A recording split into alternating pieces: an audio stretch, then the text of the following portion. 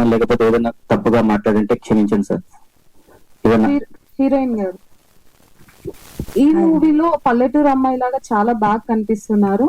So ఈ మూవీలో మీ role ఎలా ఉండబోతుంది?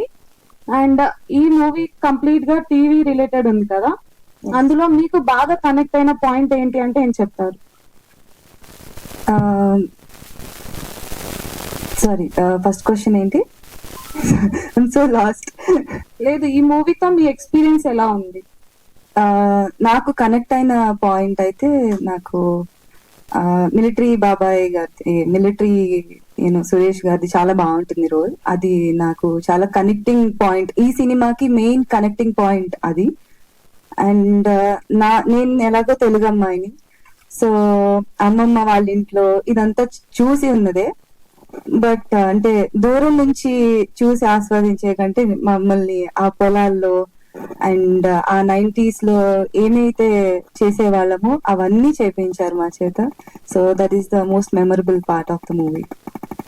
హీరో గారు, మేడం చెప్పండి మేడం. సార్ ఈ మూవీలో ఫ్రెండ్స్ క్యారెక్టర్స్ ఎలా ఉంటున్నాయి అండ్ ఎంత ఇంపార్టెన్స్ ఉంటుంది ఫ్రెండ్స్ క్యారెక్టర్ కి? మేడం, ఇందులో గట్టిగా ఎత్తుకుంటే ఒక 14 క్యారెక్టర్స్, మెయిన్ క్యారెక్టర్స్ ఉంటాయి మేడం. ప్రతి ఒక్క క్యారెక్టర్ ఇంపార్టెంటే. ఇందులో హీరోయిజం చూపించడం, విలనిజం చూపించడం కదా, ప్రతి ఒక్కరు క్యారెక్టర్ లో లీనమైపోయారు సార్. ఇంకొకటి మీకు లాస్ట్ టైం కూడా ఇంతకుముందు చెప్పాను మేడం, నేను సినిమా హిట్ అయ్యింది అని అంటే, ఒక హీరోతో హిట్ అయ్యిందని అంటే ఆ హీరోకి పేరు వస్తుంది.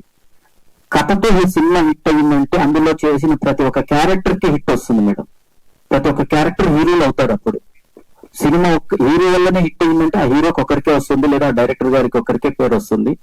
కానీ కథ హీరో అయినప్పుడు అందులో చేసిన ప్రతి ఒక్క క్యారెక్టర్ హీరో అవుతాడు మేడం, అందరికీ పేరు వస్తుంది. ఈ సినిమా అలాంటిదే మేడం, అందరూ హీరోలే. ఇందులో ఉన్న 15-16 క్యారెక్టర్లు అందరూ హీరోలే మేడం. సురేష్ సార్, చిన్న క్వశ్చన్ సార్. సార్ ఇప్పుడు దూరదర్శిని అనే సినిమా అందరూ ఉన్నాం కదా, ఆ పోస్టర్ లో ఉన్న వాళ్ళు అది టార్చర్ పట్టుకున్న అబ్బాయి ఎవరు అనేది కొంచెం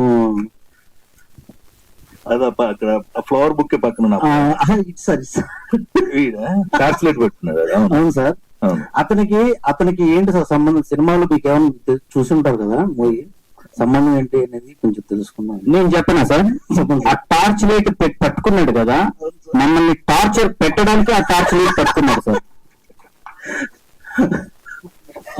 లేదండి, ఆ టార్చర్ పెట్టడానికి టార్చ్ లైట్ పట్టుకున్నాడు sir. Okay okay. Lavanya Reddy గారు,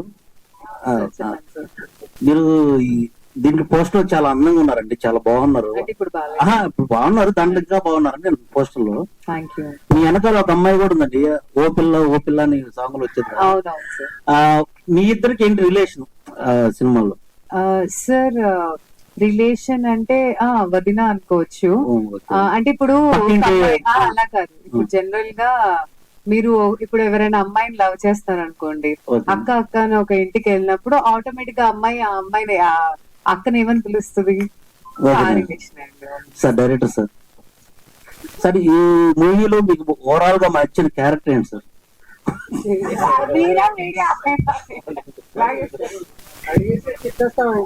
సార్ ఈ మూవీ రియల్ ఫాదర్ కి చూపించే ఆలోచన ఏమైనా ఉందా సార్? అంటే తనంత కోఆపరేట్ చేసే సిచ్యువేషన్ లో లేరండి. సో తనంత కోఆపరేట్ చేసే సిచ్యువేషన్ లో లేరు.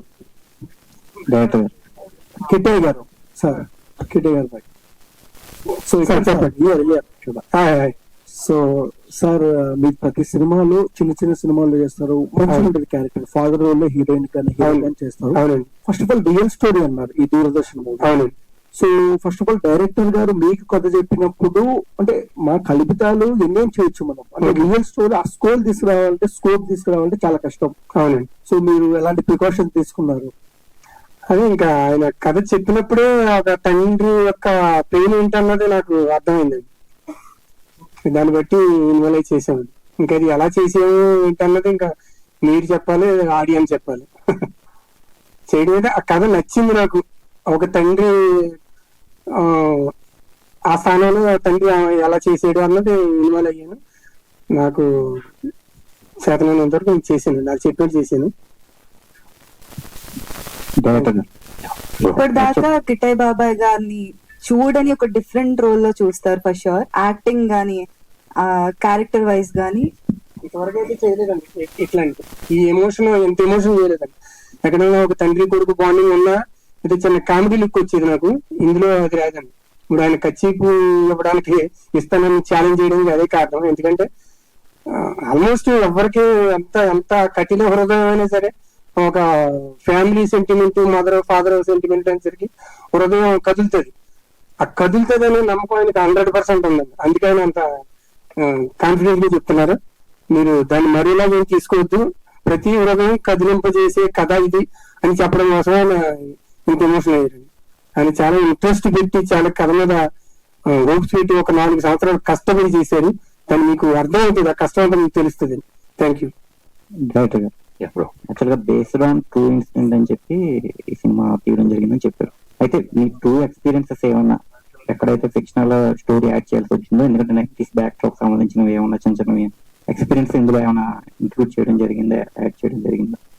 డెఫినెట్ గా అండి. అవి మీకు ఈ స్టోరీలో డైరెక్ట్ చేస్తున్నప్పుడు మనం టెక్నికల్ గా వెళ్ళడం కన్నా కూడా సో ప్రతిదీ మేము ఫీల్ అయిందే అండి. సో 90s లో మేము ఏదైతే అది ఫీల్ అదంతా ఒకసారి మళ్ళీ గుర్తు తెచ్చుకున్న సిచ్యువేషన్ అనమాట. అంటే ఆ విలేజ్ కి వెళ్ళి కంప్లీట్ గా మనకి ఇదంతా కూడా ఆంధ్రాలో మేము షూట్ చేయడం జరిగింది ఆ టైంలో. సో అప్పుడు ఆ విలేజ్ లో అప్పుడు ఒక టీవీ ఉన్నప్పుడు యాంటీనా సిచ్యువేషన్స్ కానీ, సో ఆ చిత్రలహరి ప్రోగ్రామ్ కోసం వెయిట్ చేయడం కానీ, ఇవన్నీ అప్పుడు ఏవైతే ఫీల్ అయ్యామో ఆ ఫీల్ ని మేము క్యారీ చేసామండి టోటల్ షూట్ జరుగుతూ ఉన్నప్పుడు. యాక్చువల్గా హీరో హీరోయిన్ లవ్ స్టోరీ మొత్తం చిత్రలహరితో చుట్టూ తిరుగుతూ ఉంటుంది ఆ ప్రోగ్రామ్ చుట్టూ. దానికి సంబంధించిన పాటలు అవన్నీ కూడా మంచి మంచి పాటలు ఏమన్నా ఇందులో అవి ముందుగానే ఏమన్నా అంటే తిమ్మరాజపల్లి టీవీ వాళ్ళు కూడా సాంగ్స్ తోటి కొంచెం ప్రమోట్ చేసి అలాగే ఏమన్నా మీరు కూడా ఏమైనా ప్లాన్ చేస్తారు? డిఫరెంట్ గా ప్లాన్ చేస్తున్నాం అండి. సో ఎగ్జాక్ట్లీ అలా అని కాదు, సో మాది వేరే వర్షన్ లో వెళ్తుంది, డిఫరెంట్ గా ప్లాన్ చేస్తాం.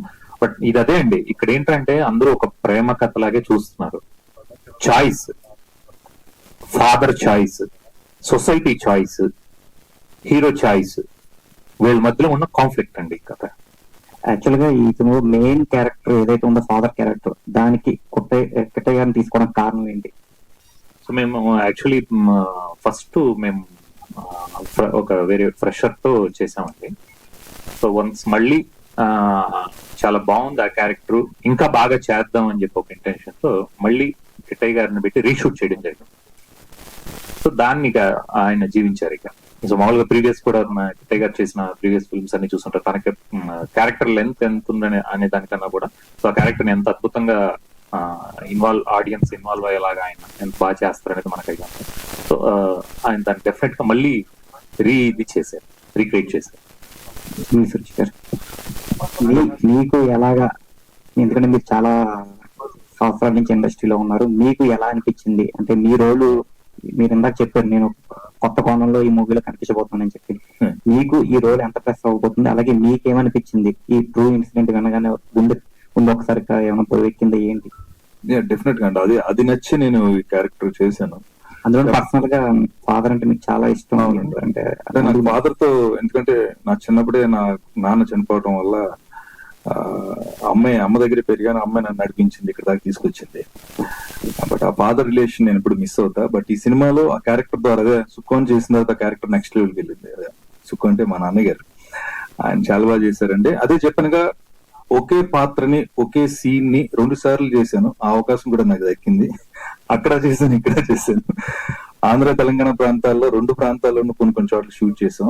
ఎవరిని మర్చిపోలేదు, ఎవరినే వదలలేదు. డెఫినెట్ గా కనెక్ట్ అయ్యే సినిమా. నేను ఏమంటానంటే మన లైఫ్ లో చాలా సందర్భాలు మనల్ని ఇప్పటికీ మనకు కొన్ని కళలు వస్తూ ఉంటాయి, కొన్ని ప్రయాణాలు గుర్తుంటాయి, కొంత మనుషులు మనల్ని ఎప్పుడు దగ్గరగా ఉంటారు. ఈ సినిమాలో దగ్గర అవుతుంది అంటున్నా. హార్ట్ టచింగ్ అనే మాట వేరే కొత్త మాట లేదు కాబట్టి అది వాడాలి.